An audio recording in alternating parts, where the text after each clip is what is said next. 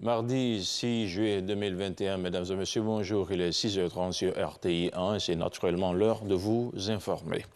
Le Premier ministre a rencontré lundi les professionnels des filières de l'agriculture, des productions animales, des ressources halieutiques et de la chaîne agroalimentaire. Il s'agissait pour Patrick Hachi de recenser leurs besoins et attentes afin d'y apporter des solutions durables, des solutions pour faire face, sinon pour faire de ces secteurs le fer de lance de l'économie nationale. Les explications de Lanciné Bakayoko. Malgré le leadership confirmé de la Côte d'Ivoire en matière de production agricole, la rentabilité des filières agricoles, animales, aquacoles et agro-industrielles ivoiriennes ne cesse de se dégrader. À titre d'exemple, pour le cacao, dont la Côte d'Ivoire est première productrice mondiale, seulement 5% des recettes générées par l'industrie du chocolat reviennent au principal pays pourvoyeur. Même scandale un peu partout, notamment au niveau du palmier à huile, de l'anacarde, de la mangue, du coton et de l'ananas. Une situation inacceptable que le Premier ministre Patrick Hachi envisage de changer radicalement. La situation que nous vivons aujourd'hui, où malgré tous ces efforts, nous retirons en termes de valeur ajoutée la part infime que nous avons, osons le dire avec clarté et avec franchise, cette posture n'est plus tenable. Un plan stratégique décennal est également en place pour de grands projets de développement. Ces grands projets sont en cohérence avec les lignes d'action proposées dans le programme national d'investissement agricole de deuxième génération PNIA 2, notamment ceux mettant l'accent sur le développement de fermes sémencières privées et la sécurisation des intrants par le rapprochement des producteurs à travers les agropoles. À l'initiative du ministre de l'Agriculture, un plan spécial de 131 milliards de francs CFA orienté vers les filières légumières et maraîchères a parallèlement été approuvé. Une sorte de plan d'urgence destiné à faire face aux pénuries éventuelles et à la pression du marché. Le potentiel devant nous est immense. Il ne tient qu'à notre volonté politique, à nos choix stratégiques et à nos efforts individuels. Nous sommes convaincus plus que jamais que c'est ensemble et seulement ensemble, dans une logique de partenariat total, franc et engagé, que nous serons à même d'atteindre les objectifs ambitieux que nous nous sommes fixés et que les Ivoiriens attendent de nous avec beaucoup d'espérance.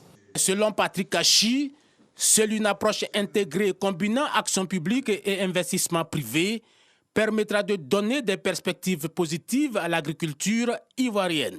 Et on n'a aucune autre alternative.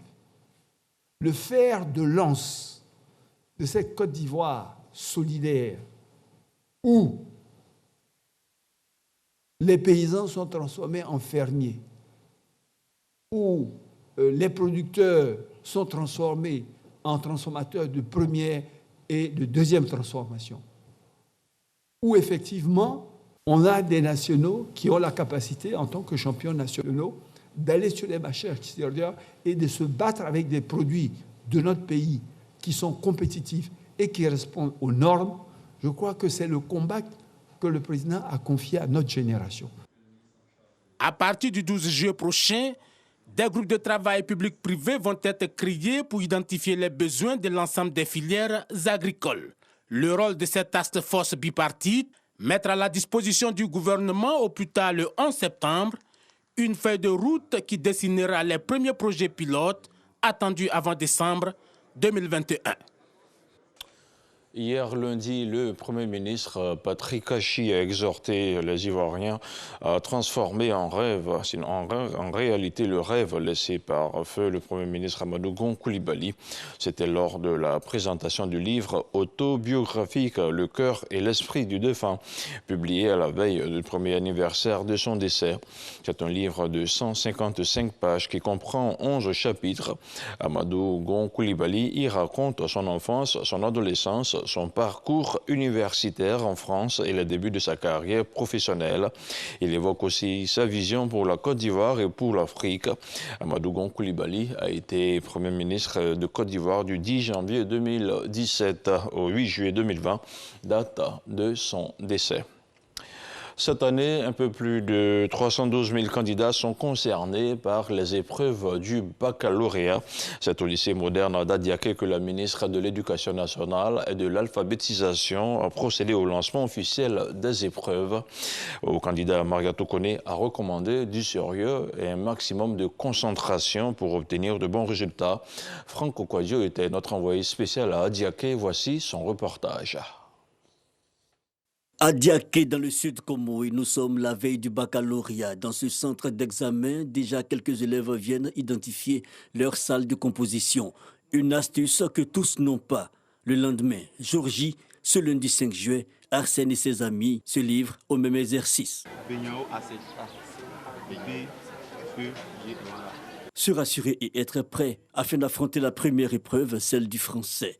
Dans cet établissement, il est presque 8 heures, arrive la ministre de l'Éducation nationale et de l'alphabétisation. Le professeur Maria Tokone a choisi le lycée moderne Camille Conan pour le démarrage officiel du baccalauréat session 2021. Vous avez appris là.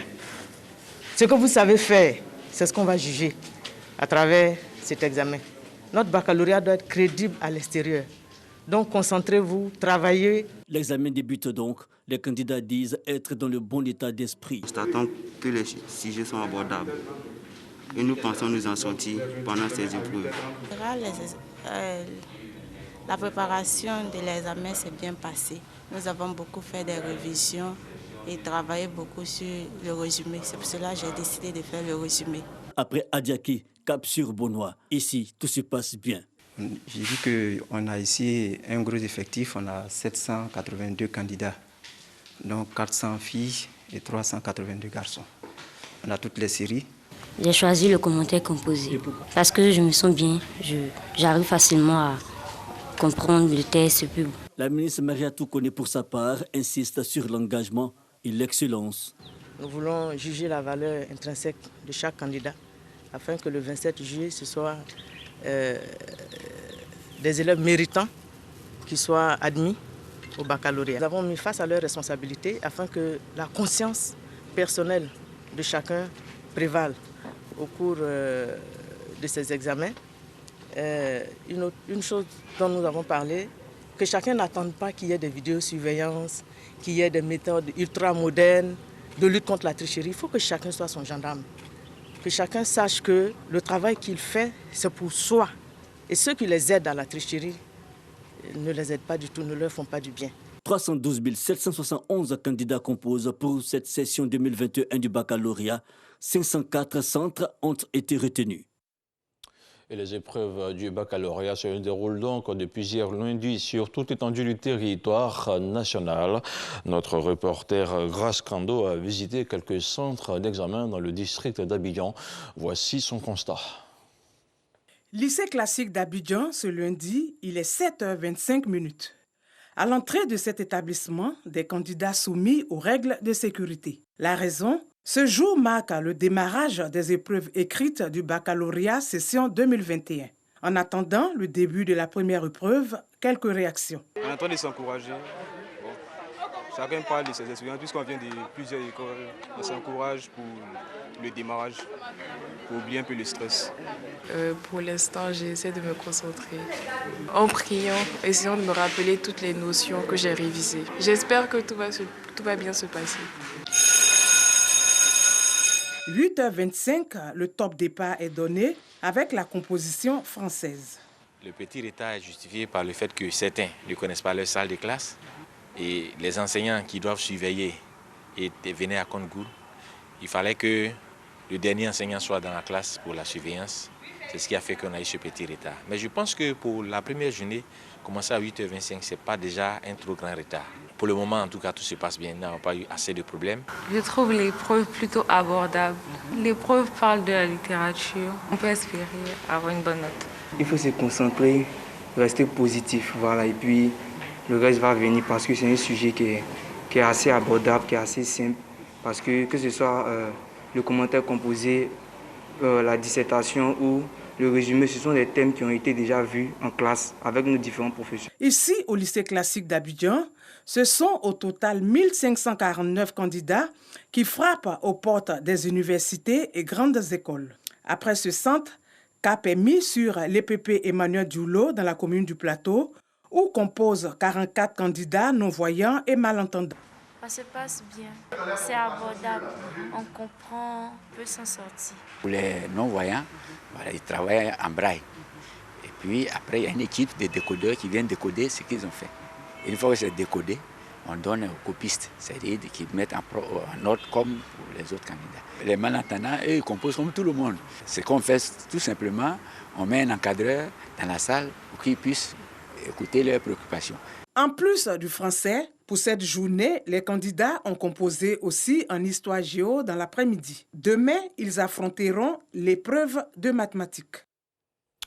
À la tête d'une importante équipe de techniciens et de collaborateurs, le ministre de l'Assainissement et de la Salubrité s'est rendu la semaine dernière dans le quartier d'Anono, un village Atchan, malade de son insalubrité.